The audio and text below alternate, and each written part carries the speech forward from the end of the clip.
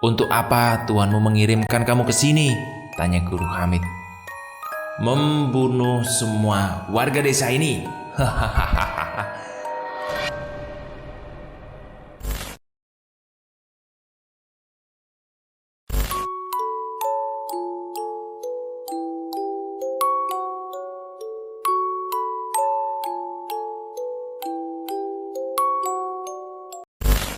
Panah berantai, santet Kalimantan menyerang desaku. Ini ditulis oleh Ras Family. Linknya ada di deskripsi ya, di follow. Tepatnya tahun 1983. JP adalah nama desa yang asri. Warganya sangat ramah dan merupakan kampung yang secara keseluruhan warganya menganut agama Islam. Lokasi kampung itu sangat strategis. Di kampung itu ada sungai yang lumayan besar dan ada jalan kecil menuju kota besar. Apapun usaha yang dikembangkan di desa itu pasti akan sukses. Para pedagang dari luar daerah pun sering memasarkan dagangannya. Warga di sana hidup sederhana dengan hasil alam yang melimpah. Bahkan setiap tahun sungai di sana masih jauh dari kata tercemar. Pekerjaan sehari-hari warga adalah berkebun, menurih getah, menyedap karet, dan memancing. Hingga pada suatu hari, warga desa kedatangan beberapa orang asing yang ingin membeli tanah desa untuk dijadikan sebuah tempat hiburan malam. Mereka terlihat berbicara dengan pembakal atau kepala desa, dan satu gebrakan keras dari meja yang ada di ruangan pembakal. Si tamu itu terlihat sangat marah, sehingga menggebrak dan sembari berdiri berjalan keluar ruangan sambil menunjuk-nunjuk kepada pembakal. "Kalian pasti menyesal tidak mau menjual tanah ini kepada kami." Kata itu keluar dari mulut si tamu sembari menunjuk ke arah pembakal yang hanya terdiam saat itu. Warga desa pun semakin penasaran mendengar kata-kata dari tamu asing yang kurang ajar itu.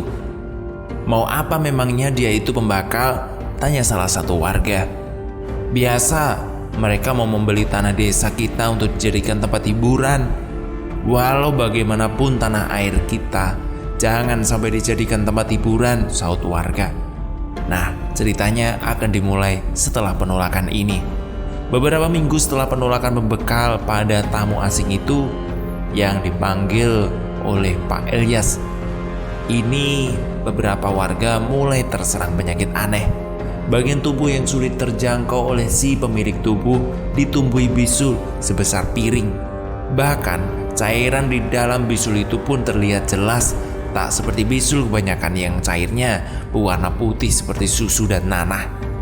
Tapi bisul ini cairannya berwarna bening seperti air hujan. Namun yang anehnya, di saat warga mencoba menusuk dengan jarum, tidak tembus dan tepatnya tidak bisa pecah. Bahkan ditusuk dengan pisau pun tetap tidak mau pecah. Padahal bisul itu terlihat lembek dan seperti balon yang diisi air.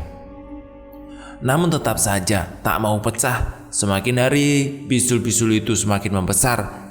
Warga yang terserang penyakit aneh itu pun sudah dibawa ke rumah sakit. Namun hasilnya normal. Dan puncak kejadian itu, bisul itu berbulan-bulan menyiksa dan akhirnya pecah dengan sendirinya. Dan anehnya, cairan yang keluar seperti minyak lemak berwarna kuning kemerahan. Baunya amat sangat busuk, dan setelah cairan itu dikeluarkan, bagian tubuh yang bekas ditumbuhi bisul berlubang hingga bagian tulangnya terlihat.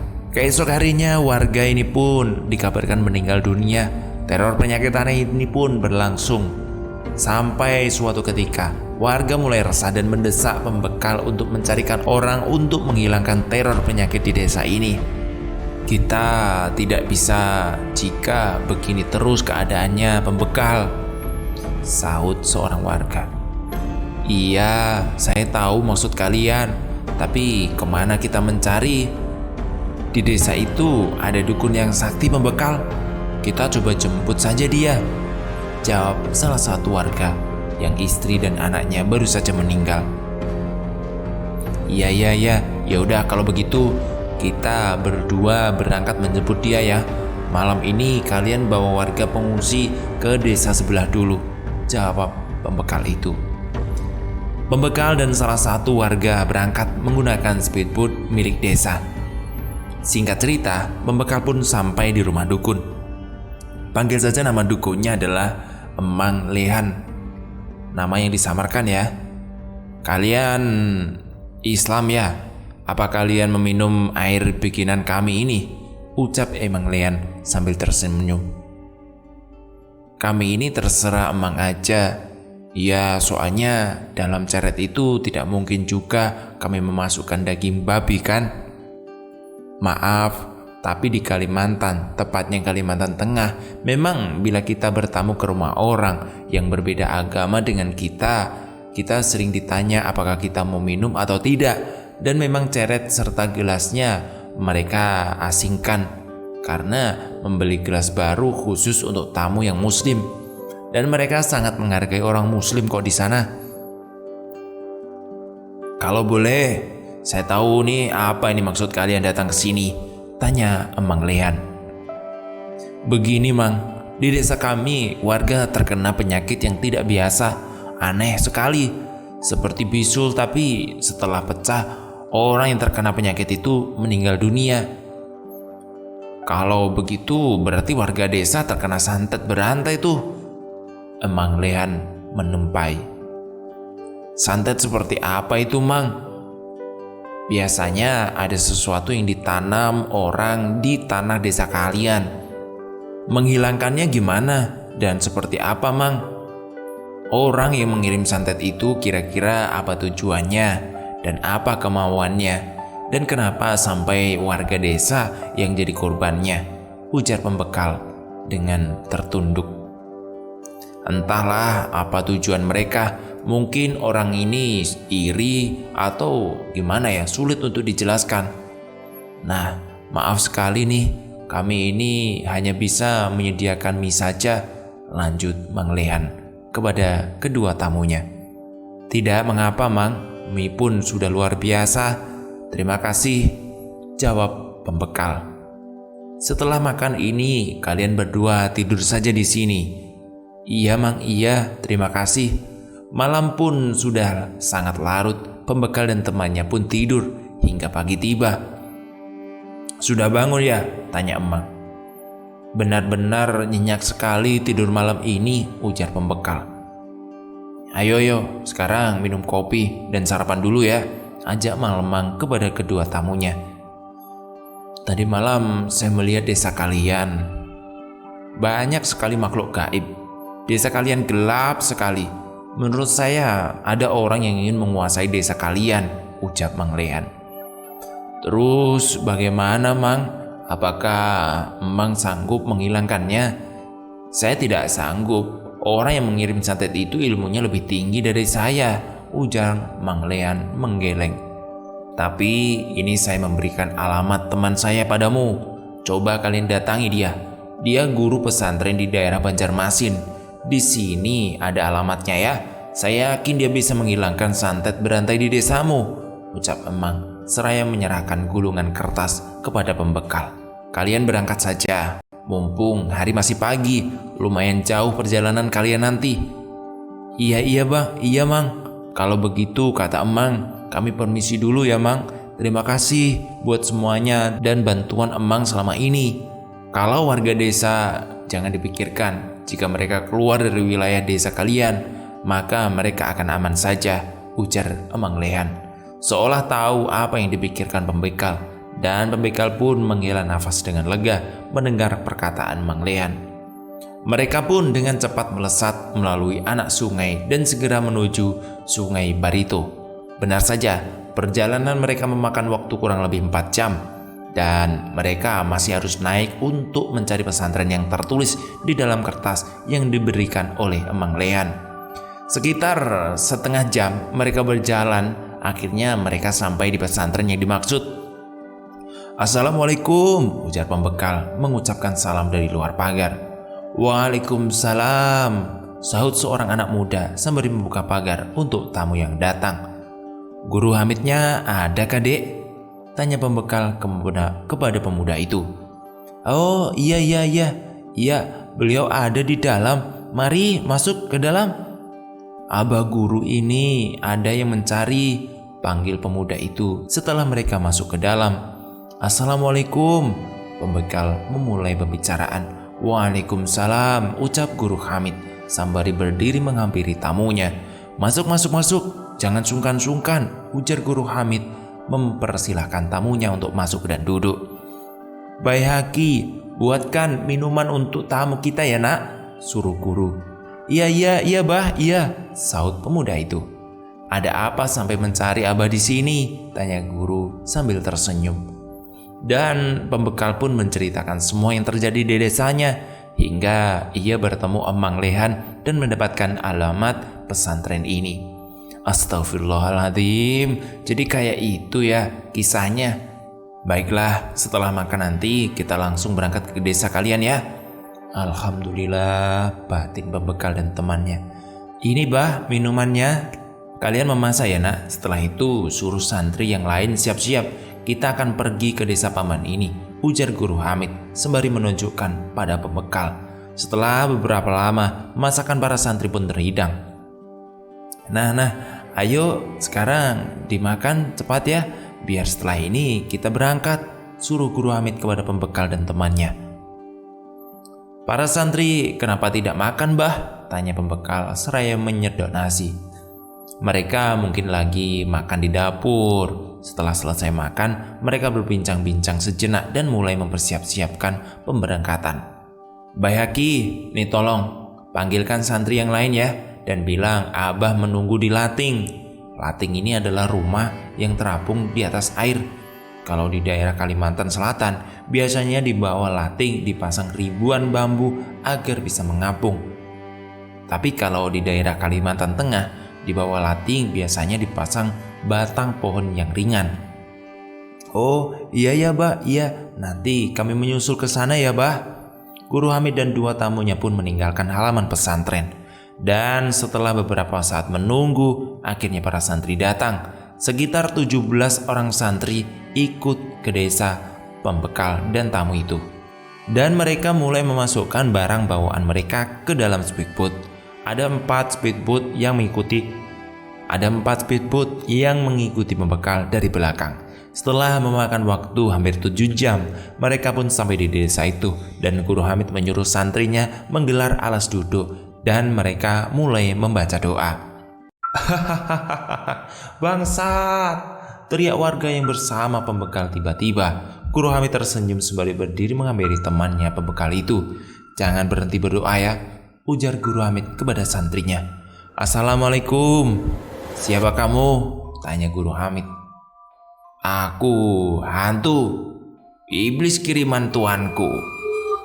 Untuk apa tuanmu mengirimkan kamu ke sini? Tanya guru Hamid. Membunuh semua warga desa ini.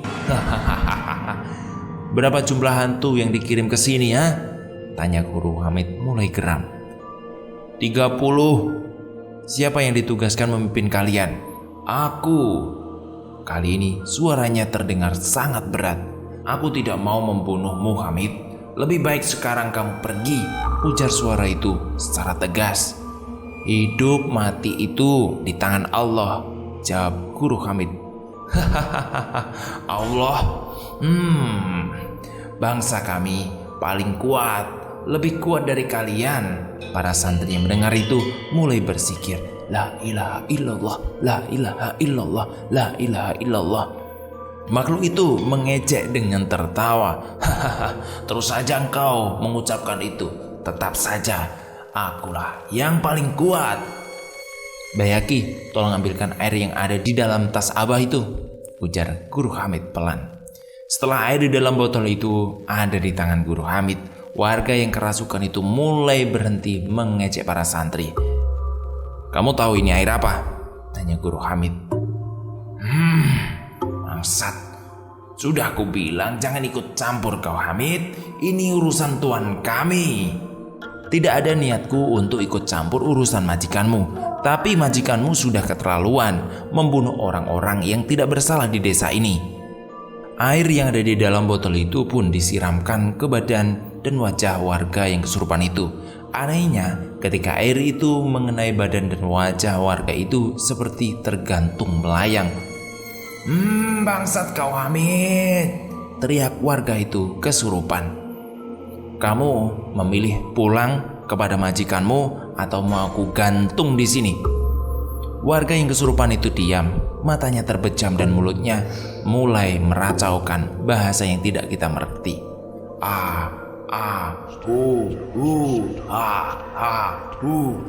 Teriakan para santri dan pembekal yang disertai batuk berdarah.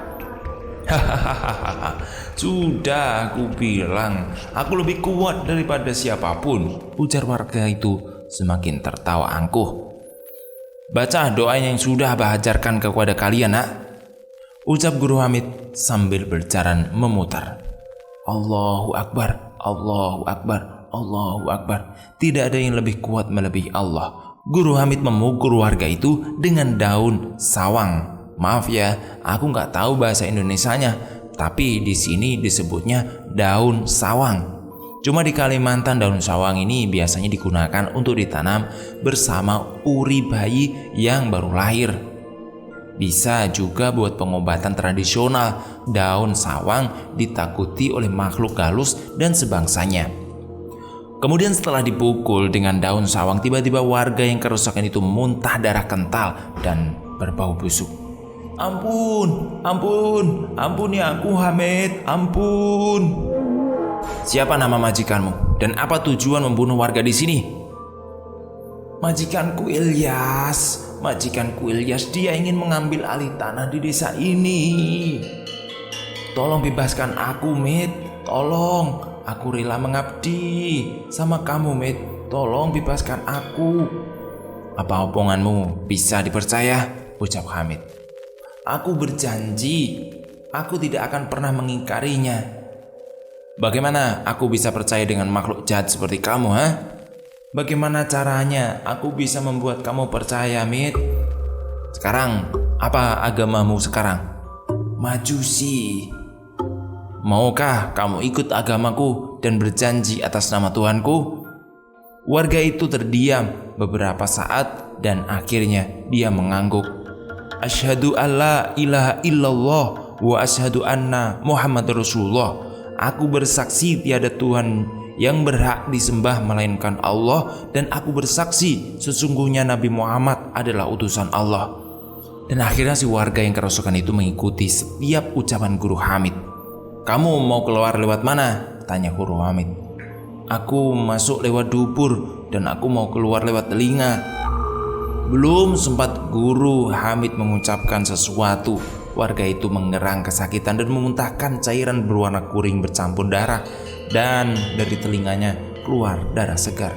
Astagfirullahaladzim, ucap semua orang yang melihat. Kasihan benar dia ini. Setelah beberapa saat kemudian warga itu mulai siuman, tapi dia sudah tidak bisa bicara lagi dan indera pendengarnya pun rusak. Pembakal menangis melihat temannya, baru saja istri dan anaknya meninggal, sekarang dia menjadi cacat. Setelah meminumkan air kepada warga itu, Guru Hamid berwudu dan sholat di tengah lapangan desa itu. Setelah sholat, Guru Hamid berjalan ke arah pohon kariwaya dan menggali tanah di bawah kariwaya itu. Di sana ditemukan sebuah bungkusan kain kafan yang berisi sesuatu, namun Guru Hamid tidak membolehkan orang melihat isinya. Setelah dia berdoa dan disiram dengan air yasin, bungkusan kain kafan itu mengeluarkan bau yang amat sangat busuk sebelum akhirnya terbakar dengan sendirinya. Alhamdulillah, ucap semua orang yang melihat. Konon katanya santet itu kembali kepada si pengirimnya, dan entah benar atau tidak, ada kabar bahwa Pak Ilyas mati mengenaskan karena terbakar di dalam rumahnya. Sedikit cerita ini semoga kita bisa mengambil hikmah semuanya. Cerita ini ditulis oleh Ras Family. Linknya ada di deskripsi, jadi tolong di follow ya.